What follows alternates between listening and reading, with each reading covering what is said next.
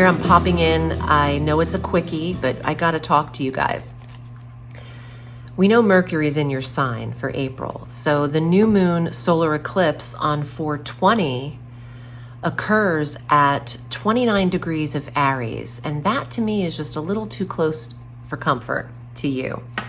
So it's cusping your first house. And please watch your ascendant and moon, because your first house might not be in Taurus. I'm just using this as a solar forecast. So please watch all of them to get the right houses exactly. This new moon solar eclipse triggers a lot of memory and occurring at the very last degree of your very last sector, the 12th house. It's basically happening in the last degree of your chart, even though it's a new moon. So there's a dichotomy there. There's some kind of antithesis going on here. You're closing something to begin something new. And it really is about this fresh start for you, Taurus, and happy birthday to you. Happy solar return. This is a very powerful month for you. The communication planet is with you to assist you at the top of this month. And on the 20th, the sun enters Taurus and will be conjunct Mercury and Uranus in your first house. This creates surprising information. A lot of unexpected data can come to you.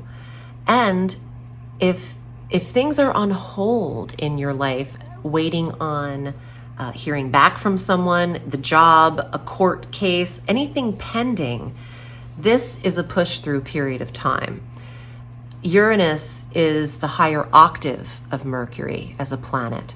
So to have this double communication energy in the same sector that the sun is transiting over, in addition to Mercury retrograding here, Taurus. So now on the 21st, Mercury retrogrades at 15 degrees of Taurus, back through the 5-degree mark, going direct on May 14th. You have an analysis to do. And this has everything to do with what this new path is you're starting between April 20th and October 20th. The new moon solar eclipse will trigger that 6-month period of time for you. What have you been behind the scenes brewing for the last 6 months? Because now, at the last degree of your eclipse, of your chart, the eclipse happens, and you're able to push this idea right out and forward into this first house and make it seen. People should be aware of what you've been up to, but take in mind in your marketing strategy or in how you are communicating about this endeavor, the communication planet is retrograde. So the marketing will have to be around the retrograde. But there is something you're ready to launch, and it's certainly a powerful physical self. This has a lot to do with your body and how you hold yourself inside and out. If you are working on your physical self behind the scenes, there's a way to launch, what you've been working on. This is powerful for you, and you're meant to revise, review, and rewrite the structure of your life path, the first house of self, the physical, where you are headed. And you're allowed to do this every once in a while. And this is your time to receive a borderline eclipse missed by 1 degree. But in the very last sector, it says to me that Taurus is really on the cusp of the real new initiation, probably just as much as Aries. You've ended something powerful. You've released a habit, and you probably have been working on it for a while, and you're ready to show the new paths of life. And it's your solar return, so you're thriving. The life force of the sun is with you. Venus is in your second house of income from April 11th through May 7th. So that is a smoothed and soothed placement for your financial self, but also confidence. Venus says people are attracted to how you value yourself. If you are in a feel-good moment, that reflects to others. So love yourself, Venus yourself. Keep yourself up, because it's really, others can feel it more than ever with Venus in your second house of confidence, worth, and self-value and income. Let's see what is in the Spellcaster Tarot. I know this was a quickie.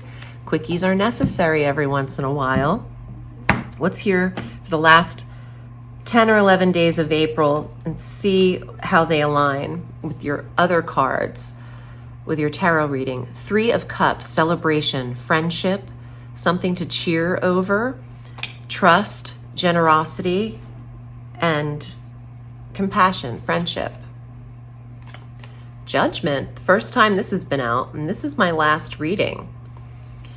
Judgment, people above that you have lost, ancestor card, looking at you below. There could be a reason to celebrate someone's birthday who has passed, or they're passing. There's an anniversary or a celebration of a loved one who's no longer here, possibly. There's no need to be too defensive this month, or use this defensive energy to just protect a creative strategy, or copyright something.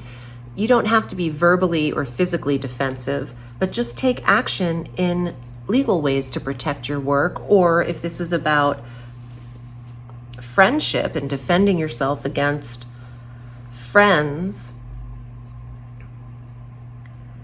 I want another card if it is, because I don't see the need to lay hands on anybody.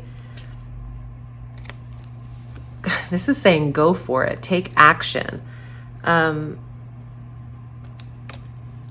want to say take action in protecting yourself and defending oneself, but in good ways. So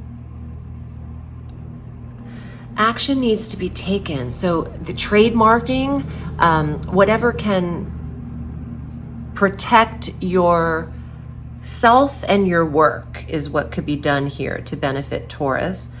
There is a need to celebrate and remember where you came from. You could use where you've come from in your actions or your work or your creative self, if that applies.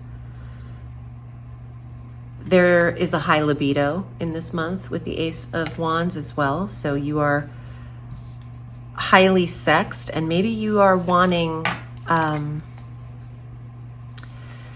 to channel that energy into doing something physical, like kickboxing, or yes, using physical energy in a good, healthy way instead of lashing out at others. That comes up. I hope this was helpful. Happy solar return to you. I'm wishing you the moon and the stars. Remember, the sky is limitless, so reach for the stars.